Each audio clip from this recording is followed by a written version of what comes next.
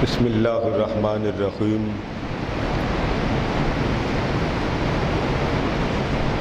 اللہم صلی علی سیدنا و مولانا محمد وعلی آلہ وصحبہ وبارک وسلم۔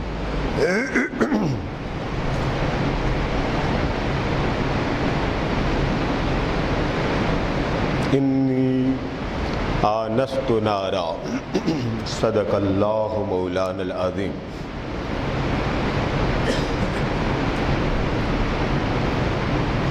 محترم حضرات گرامی،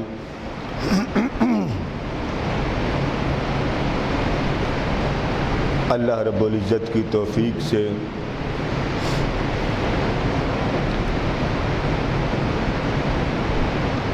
محبت الہی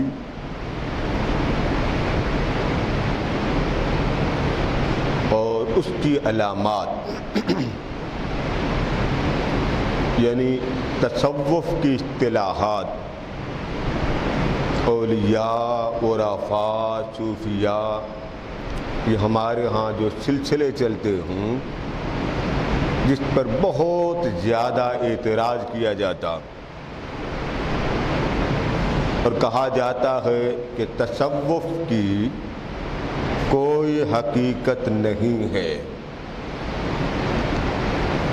بس نماز پڑھیں، روزہ رکھیں، تلاوت کر لیں، یہ ساری کیفیات وہی ہے جو آقا علیہ السلام نے چلائیں، اس کے علاوہ کوئی تصوف کی حقیقت نہیں ہے۔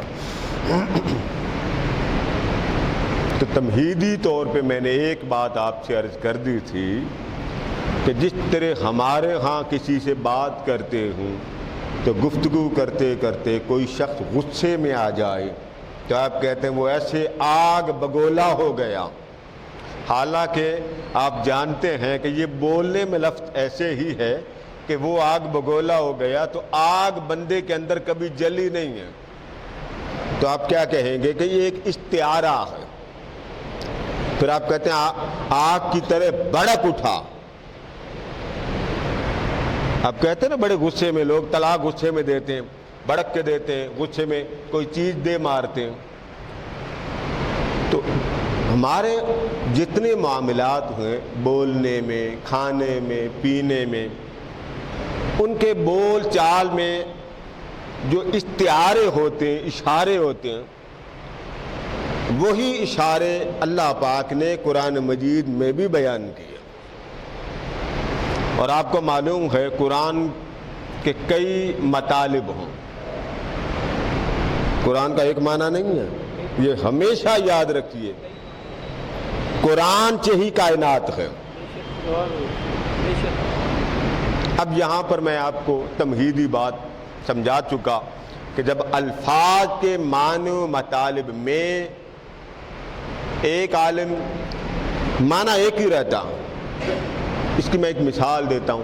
بارش، آپ کہتے ہیں بارش ہوئی، کوئی کہتا ہے می پڑا، معنی کیا ہے؟ وہی ہے نا۔ اب آپ بلوچستان میں چلے جائیں ان کی زبان میں اور ہے، سرائکی میں چلے جائیں ان کا اور ہے، پٹھانوں میں چلے جائیں ان کا اور ہے، عربی سے پوچھیں تو اس کا معنی اور ہے، لیکن معنی اصل جو ہے وہ ایک ہی ہے، وہ معنی اصل ایک ہی۔ اسی طرح قرآن مجید کا حال ہے، کائنات میں کتنی زبانیں بولی جاتی ہیں، قربان جائیں، معنی قرآن کا ایک ہی ہے۔ قرآن کے معنی و مطالب میں کوئی فرق نہیں ہے، معنی ایک ہی ہے، مقصود ایک ہے۔ یہ جو ہمارے ہاں مفہوم ہوتا ہے نا سمجھنے کا، جاننے کا، اس میں عام لوگ کیونکہ ان کو پتہ نہیں ہوتا وہ اعتراض کر دیتے ہیں کہ نہیں ایسی بات نہیں، نہیں، معنی ایک ہی رہے گا، پھر معنی کا اطلاق میں فرق ہے۔ کئی معنی اللہ پاک نے انسان کو فہم عطا کیا وہ جان لے،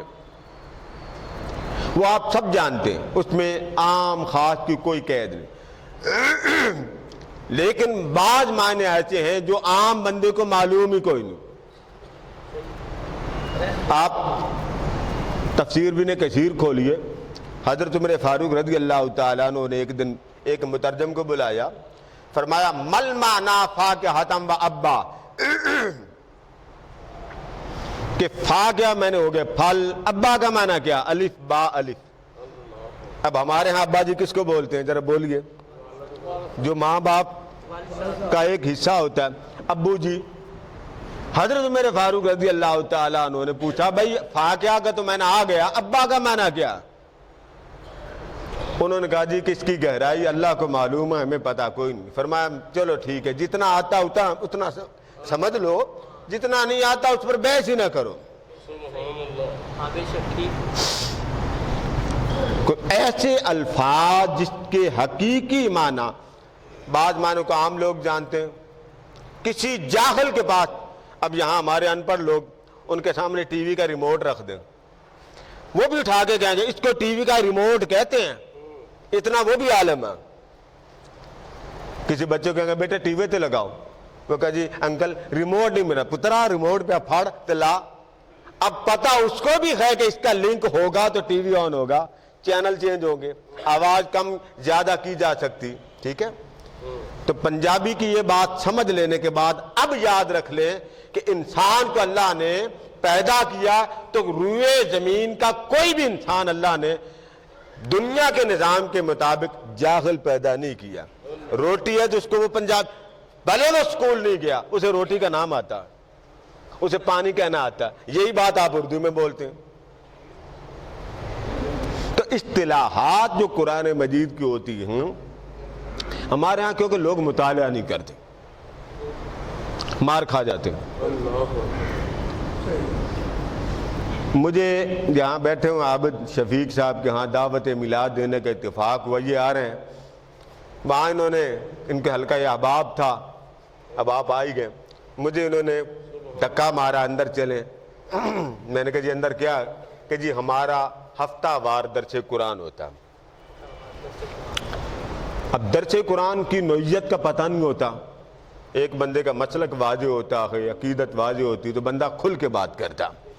بعض جگہوں پہ میں تو اپنے آپ کو پہلے دیکھتا ہوں کہ یہاں بات کرنے کے لیے پہلے بندوں کے چہرے دیکھ لیں، کسی کا ہاضمہ خراب نہ ہو، یہ ہمارے ہاں کلچر ہے۔ اللہ کے گھر میں بیٹھا ہوں، ہے ہی ایسا،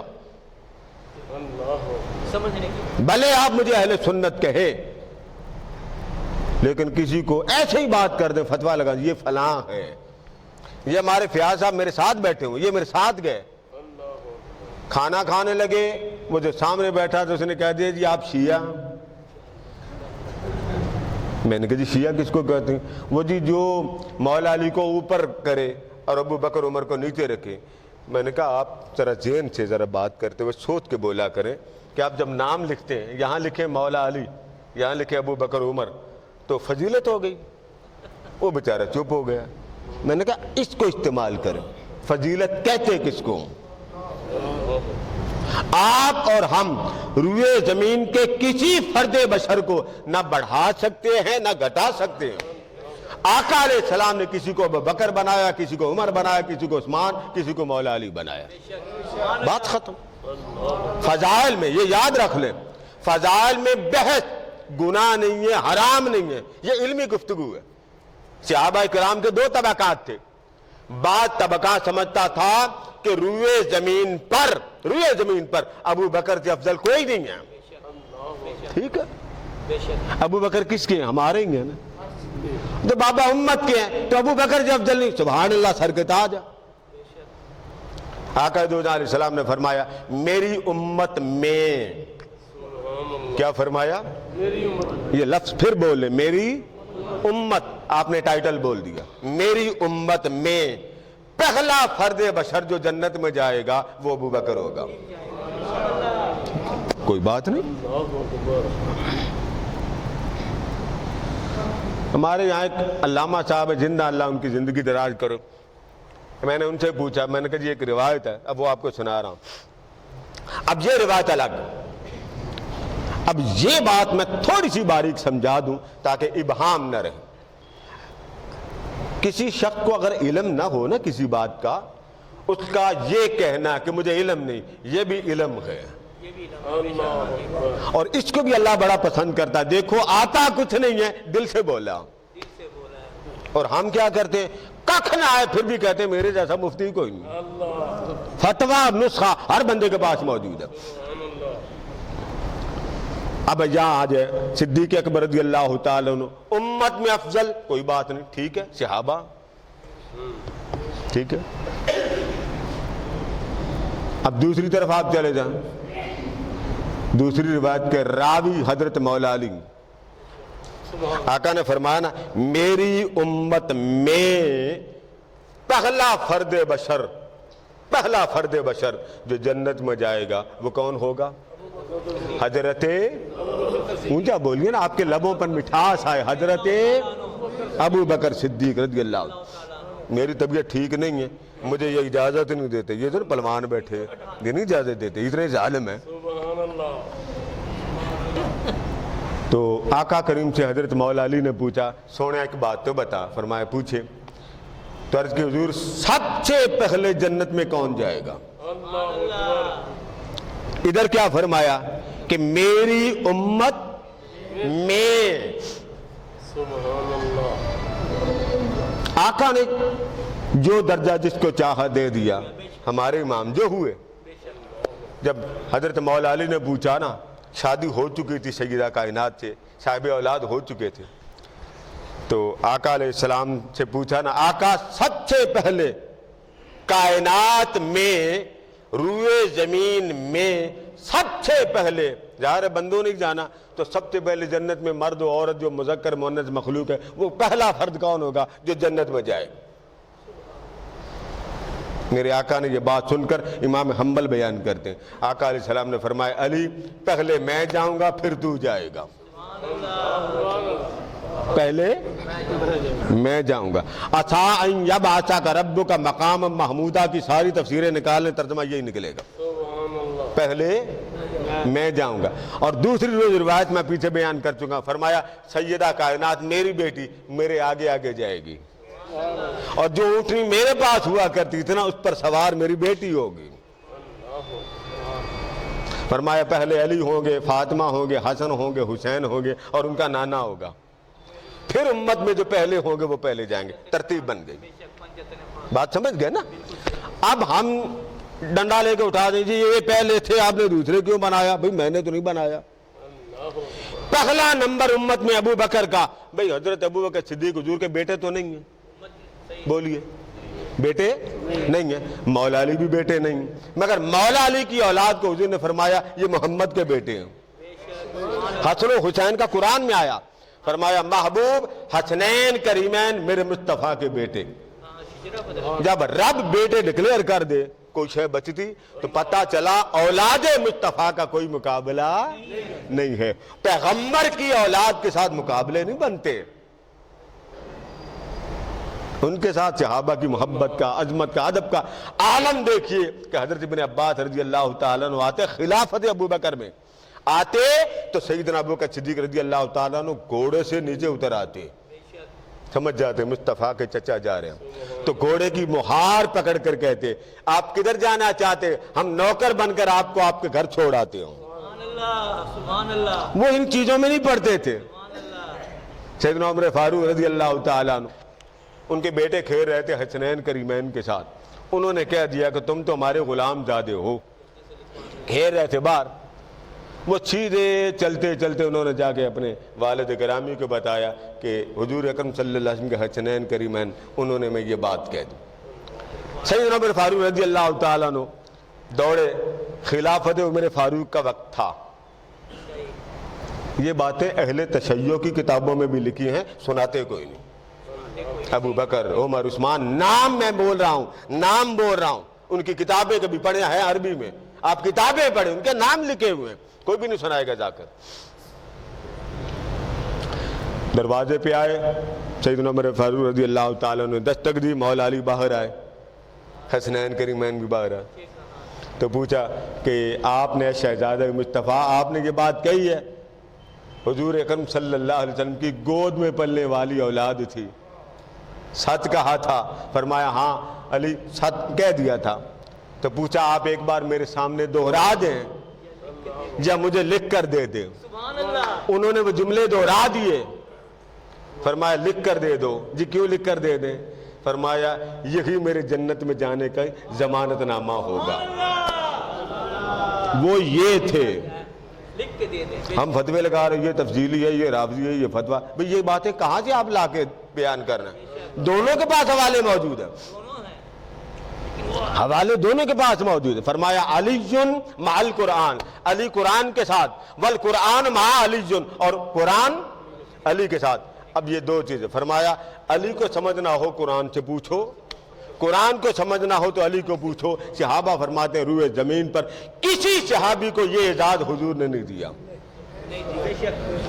قرآن کس کے ساتھ ہے بولیے اونچا؟ علی کے ساتھ ہیں سارے قرآن والے. معاذ اللہ قرآن کے الگ تو کوئی صحابی نہیں. مگر حضور کیا کہہ رہے ہیں؟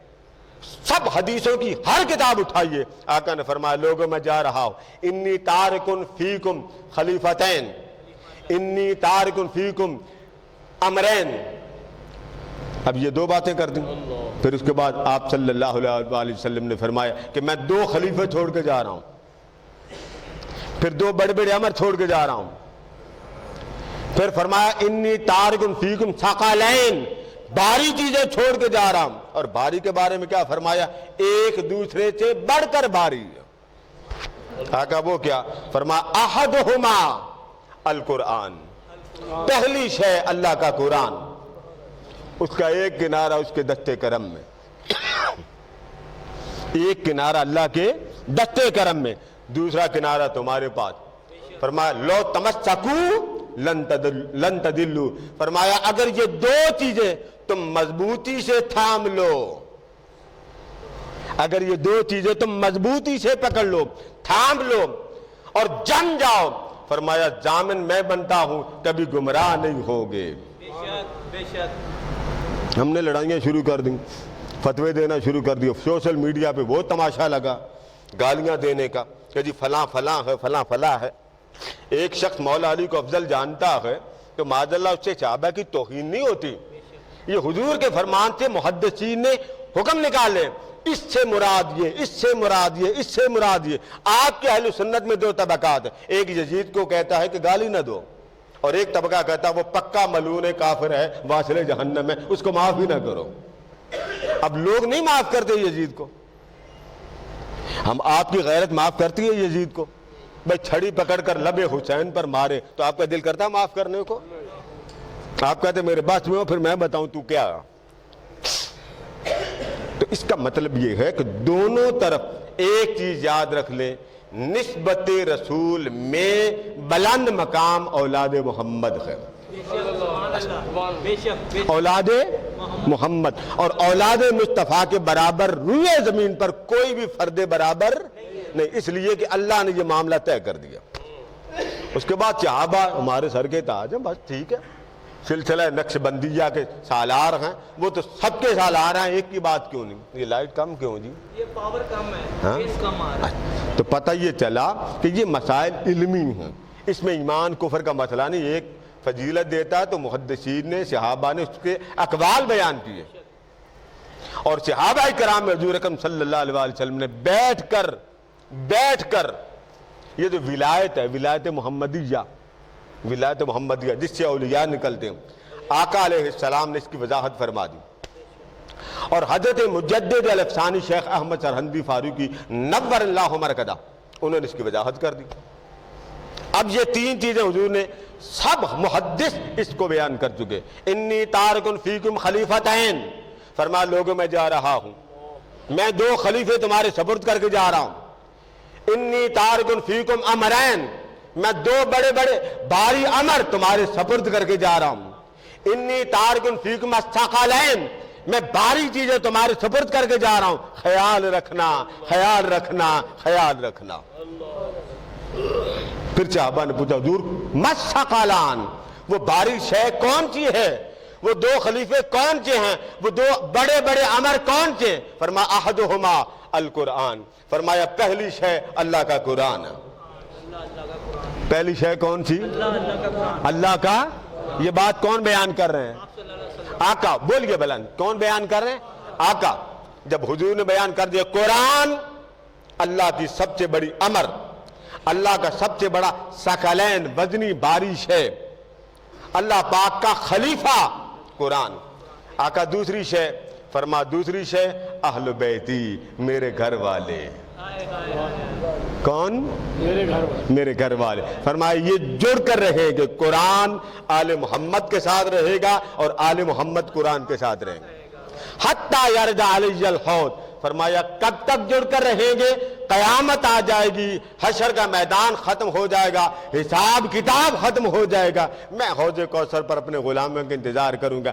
تب بھی آل محمد اکیلا نہیں آئے گا، قرآن آل محمد کے ساتھ آئے گا. سبحان اللہ. سبحان اللہ. فرمایا خبردار ان کو الگ الگ نہ سمجھنا، یہ ایک ہیں. قرآن اور اہل بیت. بے شک قرآن اللہ کا خلیفہ، قرآن امر الہی، قرآن ثقلین میں سے پہلی شے، اور دوسری شے آل محمد ہو. محمد صلی اللہ علیہ وسلم. اس لیے یہ علمی گفتگو ہے، یہ کوئی ایمان کو فرق نہیں کہ معاذ اللہ. اور ہمارے سنی لوگ وہ تو کسی کو جینے نہیں دیتے. یہی تو کمی ہے. یہ فضیلتیں آپ حیران ہو گے، صحابہ کو الگ الگ فضیلتیں دیں. حضرت جعدی صحابی ہیں، صحابی ان کی عمر 100 سال ہو گئی. حضرت جعدی ان کی عمر 100 سال ہو گئی. ان کا ایک دان گرتا، اگلے لمحے دوسرا اگاتا تھا. ایک دان گرتا تو اگلے لمحے. ان سے کسی نے پوچھا کہ یہ وجہ کیا؟ وہ فرمانے لگے کہ آقا علیہ السلام موڈ میں تھے، تو میں نے کہا سونے اگر اجازت ہو تو میں تیری نعت نہ سنا دوں. تو حضور نے فرمایا لا یفضدک اللہ فاکا، خدا تیرے دانت سلامت رکھے، بس سلامت رکھنے کی دعا نے میرے دانت بچائے رکھے. ایک صحابی تھے، عمر کافی ہو گئی، ان کی آنکھوں کا اتنا نور تھا کہ سوئی میں دھاگا ڈال لیتے تھے. سبحان اللہ. کسی نے پوچھا کہ آپ کی آنکھوں کا بصارت اتنی تیز کیسی؟ فرمایا حضور علیہ السلام کے سامنے کھڑا تھا، کریم آقا وضو کر رہے تھے، میں سامنے تھا، تو آقا نے کلی میرے چہرے پہ کر دی. اسی کا اثر ہے. سبحان اللہ. آقا نے کلی میرے چہرے پہ کر دی. پھر موج ہی موج. حضرت عتبہ ان کی 4 بیویاں تھیں، چاروں میں سے ایک بیوی کا نام ام سلمہ تھا. وہ بیان کرتی کہ ہم اس کی 4 بیویاں تھیں، اور حضرت عتبہ ان کے جسم سے خوشبو بڑی آتی تھی. یہ زرقانی میں روایت موجود ہے. تو ہم خوشبو لگاتے تھے، وہ خوشبو نہیں لگاتے تھے. خوشبو نکلتی تھی. پریشان تو نہیں ہو گیا؟ ہم خوشبو لگاتے، وہ خوشبو نہیں لگاتے. ہم چاروں زور لگاتے کہ ہماری خوشبو سے اعلیٰ ہو. یہ حدیث ہمارے پاس کتاب نہیں تھی، والد گرامی کو حوالہ چاہیے تھا. تو ایک مفتی صاحب ہوتے تھے، انہوں نے ٹرک پورا کتابوں کا رکھا تھا. وہ ایک شرٹ بیچنے لگے تھے. تب یہ کتاب آج سے 20-25 سال پہلے خریدی تھی ہاف ریٹ پہ. اس میں یہ حوالہ موجود، اور یہ باجی نے لی اس لیے تھی کہ حضور کے اس میں شان کا ذکر ہے. تو ایک دن حضرت ام سلمہ انہوں نے بٹھا لیا. پوچھا سلمہ نے کہ مجھے صرف اتنی بتا کہ تو لگاتا کیا؟ تو نہا کے آتا، خوشبو تو نہیں لگاتا، عطر تو نہیں لگاتا، پرفیوم تیرے جسم میں نہیں، لیکن نہانے کے بعد تو جب باہر آتا تیری خوشبو ہم سے بھی تیز ہوتی، تو لگاتا کیا؟ انہوں نے جواب دیا کہ بات اصل میں یہ تھی کہ بچپن میں میرے جسم پر آبلے نکل آئے، پھوڑے نکل آئے، مجھے آرام نہیں آتا تھا. میری ماں مجھے پکڑ کر رسول اللہ کی بارگاہ میں لے گئی. سبحان اللہ. سونا میرے بیٹے کے جسم کو امراض نے گھیر لیا ہے، کرم کر دے. سبحان اللہ. تو میں بچہ تھا. آقا علیہ السلام نے فرمایا کپڑے اتار کے میرے سامنے بیٹھ جا. واہ بھائی واہ. میں کپڑے اتار کے بیٹھ گیا. میرے محبوب اپنی لعاب اپنی تلیوں پہ ملتے اور میرے جسم کو مل دیتے. فرماتے خدا کی قسم جب سے لعاب لگا ہے خوشبو کی ضرورت ہی کوئی نہیں. حضرت میمونہ رضی اللہ تعالیٰ عنہ، آقا علیہ السلام کا جب وصال ہوا تو حضور کے سینے پر، پیٹ پر اپنا ہاتھ رکھا. غالباً حضرت میمونہ انہوں نے ہاتھ رکھا. یا حضرت عائشہ یا مامون ایک ہے، ہاتھ رکھا، بس آخری وقت تھا، ہاتھ رکھا جب حضور اکرم صلی اللہ علیہ وسلم کا وصال ہوا۔ فرماتی ہیں کہ حضور علیہ السلام چلے گئے، وصال ہو گیا، ہاتھ بھی دھوتی ہوں، کام بھی کرتی ہوں، مگر جسم رسول کی خوشبو ہاتھ سے جدا نہیں ہوئی۔ آج بھی خوشبو میرے ہاتھ سے آتی۔ سبحان اللہ۔ آپ زرقانی اٹھائیے، مواہب الدنیا اٹھائیے، یہ حضور اکرم صلی اللہ علیہ وسلم کے صحابہ کو آقا کی نسبتوں کے فیض ملے۔ ایک صحابی تھے، ان کے گھر میں ایک صحابی گئے کھانا کھانے لگے، تو وہ جو میزبان تھے انہوں نے کسی کو بلایا، وہ آئے تو ایک رومال تھا ان کے ہاتھ میں، تھوڑا سا میلا ہو گیا تھا، تو کہتے ہیں یہ لے جاؤ، اس کو تندور میں یوں گھما کے لے آؤ۔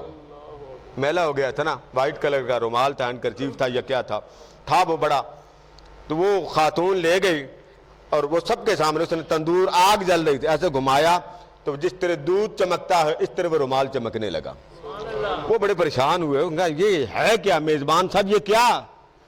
انہوں نے کہا یہ رسول اللہ کا رومال ہے، یہ رسول اللہ کا رومال ہے، میلا ہو جائے ہم دھوتے کوئی نہیں، آگ میں ڈالتے ہیں، آگ اس کو صاف کر کے واپس کر دیتی ہے۔ یہ الگ الگ حضرت عبداللہ بن اسید، ان کے پاس ایک ڈنڈا ہوتا تھا، ساری عمر ڈنڈا انہوں نے اپنے پاس رکھا، وصیت کر دی کہ جب وفات پا جاؤں ڈنڈا میرے ساتھ رکھنا۔ ان سے صحابہ نے پوچھا یہ ڈنڈا ہر وقت ہاتھ میں کیوں رکھتے ہو؟ فرمایا حضور نے ڈنڈا بطور تحفہ دے دیا تھا، آقا کریم نے کام بھیجا تھا، کام کر کے واپس آیا، فرمایا تو نے میرا کام کیا نا، یہ لے جا، یہ اپنے پاس رکھنا۔ سبحان اللہ۔ انیس تھے غالباً، نام کا مجھے ابہام پڑ رہا، انیس تھے، تو انہوں نے کہا پوچھو تو صحیح کہ آقا کریم نے یہ سٹک تمہیں کس لیے عطا کی؟ وہ سیدھے حضور کی بارگاہ میں گئے، آقا یہ آپ نے ڈنڈا کس لیے عطا کیا؟ لوگ مجھ سے پوچھتے ہیں، فرمایا عبداللہ بن انیس بات یہ ہے کہ جب قیامت کا دن ہوگا نا، قیامت کا، تو تب تیرے اور میرے ملنے کی یہی ایک نشانی ہوگی، بتا دینا مجھے مصطفیٰ نے یہ نشانی، آپ کا وزٹنگ کارڈ یہ میرا ڈنڈا ہوگا۔ ایک نشانی ہے۔ فرمایا جب کوئی نہ پوچھے تو بتا دینا یہ مصطفیٰ نے مجھے اپنا کارڈ دیا تھا۔ بے شک۔ انہوں نے پھر وصیت کی کہ وہ ڈنڈا میرے ساتھ دفن کرے۔ بخاری کھولیے، ایک صحابی تھے تو نئی ایک خاتون چادر لے کے آئی، چادر، بخاری کے الفاظ، موضوع آج کوئی لگانا تھا لگ کوئی گیا، اللہ کی شان، تو چادر دی تو آقا کریم کے پاس چادر نہیں تھی، وہی پہن کے حضور باہر تشریف لے آئے، فرمایا بتاؤ میں کیسا لگتا ہوں؟ صحابہ نے کہا سونا قربان ہے، پہلے بھی آپ سونے تھے پر اس چادر نے آپ کو مزید حسین کر دیا۔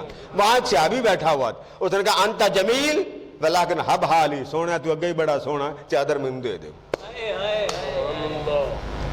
آپ نے فرمایا ٹھہرو، اندر تشریف لے گئے، وہی چادر اتاری، فولڈ کر کے فرمایا جا لے جاؤ۔ سبحان اللہ، کیسا تحفہ۔ ابھی آنے میں تھوڑی دیر ہوئی تھی، وہ چلے گئے، آقا کریم اندر تشریف لے گئے، صحابہ کرام اس بندے کو پکڑ لیا، ڈانٹا کہ خدا کا خوف کر لیتے، تھوڑی دیر انتظار کر لیتے، 2 دن 4 دن، تجھے اتنا بھی صبر نہیں آیا؟ اس نے کہا بات یہ ہے میں نے پہننے کے لیے چادر نہیں مانگی تھی، میں نے تو اس لیے مانگی جب وقت اجل آ جائے گا کم از کم میرا کفن تو چادر مصطفیٰ بن جائے۔ صحابہ فرماتے جب وفات ہوئی وہی چادر اس بندے کی کفن بنی۔ ناخن تھے، کسی کو ناخن دے دیے۔ حضرت طلحہ فرماتے کہ صحابہ کرام کا یہ حال تھا جب حضور کٹنگ کرواتے نا راجے سے، نائی سے، تو حجام کھڑا ہوتا، صحابہ حضور کا اس طرح چکر لگاتے جیسے طواف کرنے والا کعبے کا طواف کرتا۔ تو آقا دیکھ رہے ہوتے تھے کہ سارے میرے بال مبارک لینے آئے، جب فارغ ہوتے تو حضرت ابو طلحہ کو بلا کے فرماتے، فرمایا ادھر آؤ، جی آقا حکم، فرمایا یہ میرے بال ان کو تحفے کے طور پہ دے دو۔ سبحان اللہ۔ تو ہر صحابی کو حضور نے الگ الگ فضیلت دی، کسی کو جزوی دے دی، کسی کو 2 چیزوں میں، کسی کو 3 چیزوں میں، کسی کو کمال کا سمندر عطا کیا۔ تو یہ علمی اختلاف ہوتے ہیں، یہ کوئی کفر نہیں ہوتے، معاذ اللہ کوئی یہ سمجھے تو وہ کافر ہو گیا یا نہیں، یہ عقیدے کی بات ہے، عقیدت کی بات ہے، محبت کی بات۔ اللہ پاک آپ سب کی حاضری قبول فرمائے۔ وما علینا الا البلاغ۔